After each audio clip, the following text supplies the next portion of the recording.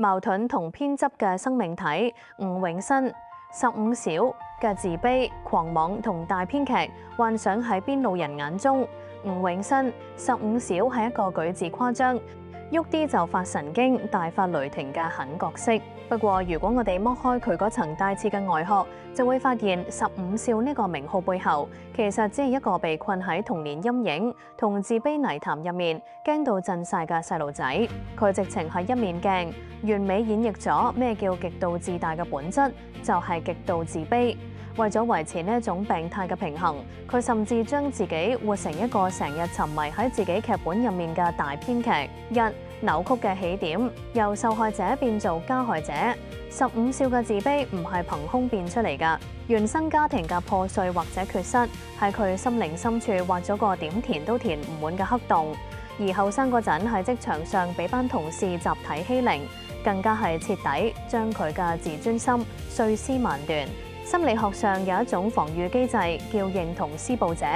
簡單嚟講，為咗唔想再做嗰個任人魚肉嘅弱者，佢揀咗最極端嘅武裝，將自卑轉化為暴戾嘅自大。佢開始用高傲、狂妄同攻擊性嚟包裝自己，以為自己把聲夠大、眼神夠狠。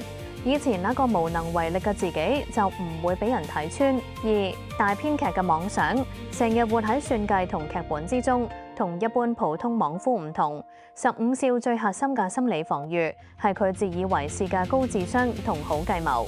佢成日以為自己係個運籌帷幄嘅大編劇，身邊所有人都只係佢舞台上嘅棋子。因為現實中事事不如人，佢唯有將所有心思同精力放晒喺呢兩件事上面，夾硬扭曲事實。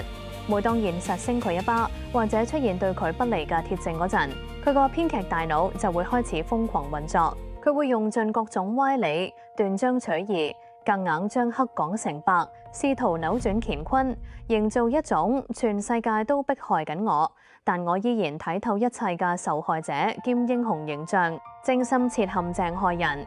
佢啲聰明才智從來唔用喺正途，因為見到身邊嘅人發展得好過佢，佢就將編劇嘅才能用喺度各種陰謀去害人、抹黑對手。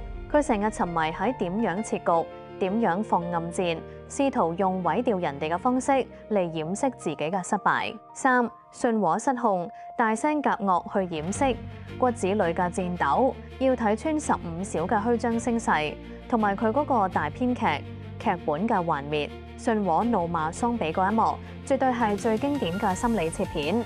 表面上佢青筋暴現，用盡最惡毒嘅說話去踩低桑比，好似掌控咗絕對嘅主導權。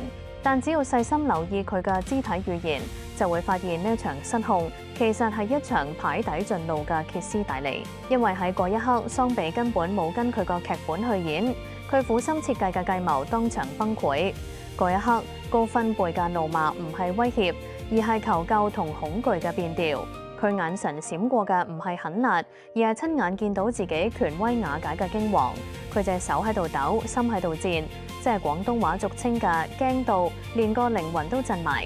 佢必須用盡全身力氣去叫囂，因為一旦停落嚟，佢體內嗰個虛怯、軟弱、計謀失敗嘅真相就會暴露喺光天化日之下。4. 喪嘅真相唔係瘋狂，而係驚青。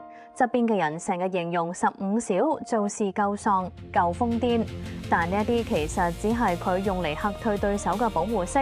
佢唔係真係天不怕地不怕，相反佢比任何人都更加恐懼。佢驚落後，驚俾人拋棄，更驚自己嘅無能同計謀俾人睇穿會被證實。行事瘋癲，作風舊，喪，驚死，俾人睇穿底牌，用不可預測性去嚇退人。自詡大編劇，玩弄計謀，唯有掌控劇本，先可以掩飾自己對現實失控嘅極度恐懼，對身邊人嘅成就眼紅，將人哋嘅成功視為對自己無能嘅直接羞辱，成日花心思去害人，透過否定同毀滅人哋嚟維持自己脆弱嘅心理平衡。5. 永遠嘅自導者，被困喺人哋嘅光芒入面，睇住身邊嘅人一個個發展得好過自己，活得比自己通透。15少嘅內心直情好似被萬隻蟻咬咁，呢種極度嘅眼紅同自導，正正係佢自卑嘅終極體現。佢無法自發性咁產生價值感，佢嘅自我價值唯有建立喺我比你勁、我比你有計嘅虛幻對比上面。所以每當身邊人多咗一點成就，佢個世界就多了一次地震，佢個大編劇劇本就多了一條裂痕。佢一世人都在睇住人哋嘅背影，喺渴望被肯定、驚俾人超越，同埋不斷諗計害人嘅痛苦之中無限循環。總結伍永新15少是一個極度可憐又可恨嘅悲劇人物。佢用咗一生去築起一座叫自大同計謀嘅城堡，每日喺入面瘋狂編寫住扭曲現實嘅劇本。